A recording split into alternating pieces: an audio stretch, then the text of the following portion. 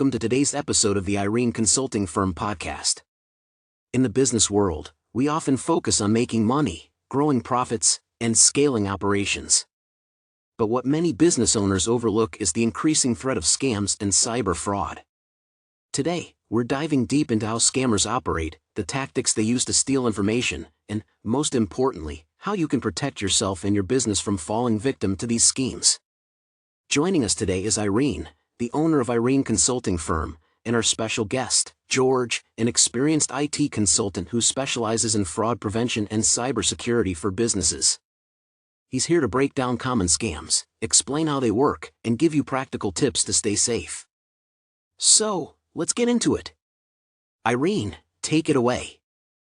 Thank you, Mike, for that introduction. And welcome, George. I'm really excited about today's topic because scams and fraud aren't just targeting individuals, they're hitting businesses hard. Let's start with the basics. What are some of the most common scams that businesses face today? Thanks for having me, Irene. Yes, business scams come in many forms, but some of the most common ones include phishing emails, fake invoice scams, CEO fraud, and vendor impersonation. Scammers send emails pretending to be from your bank, vendors, or even your own employees, tricking you into sending payments or revealing sensitive information. Cybercriminals are getting smarter every day, so awareness is key. That's scary because these scams look so real. Let's talk about phishing emails. How do scammers trick business owners into clicking on links or sharing their information? Great question. Phishing emails are designed to look like legitimate messages from companies you trust, banks, payment processors, or even government agencies. They create a sense of urgency, like your account has been compromised. Click here to verify. The moment you click the link, you're taken to a fake website that looks real, but it's designed to steal your login credentials. Some emails even contain malware that can infect your computer just by opening them. Always double-check the sender's email address and avoid clicking on suspicious links. Wow. So, what should business owners do if they get an email that seems suspicious? What are the red flags? Great question. First, check for spelling mistakes or unusual phrasing. Legit companies don't make those errors. Second, hover over links before clicking to see where they really lead. Third, if an email pressures you to act immediately or threatens consequences, that's a major red flag. Instead of clicking links, go directly to the company's official website or call them to verify. Running a small or medium business is no easy task, and managing your finances shouldn't hold you back. At Irene Consulting Firm, we help small and medium businesses save time and grow profits. With expert bookkeeping, payroll, and financial analysis services, we simplify your finances so you can focus on success. Operating across all 50 states, we're your trusted partner for smarter financial management. Ready to grow your business? Contact us today at 404-399-6099 or visit www.ireneconsultingfirm.com. That's really helpful. Now, let's talk about CEO fraud. This one is tricky because scammers pretend to be company executives. Can you explain how it works? Absolutely.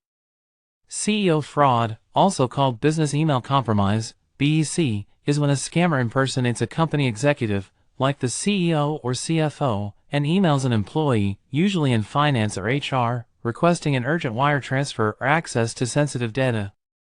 Since employees don't want to question their boss, they comply. Businesses should have internal verification steps in place, like confirming all wire transfers with a phone call. That's a great tip.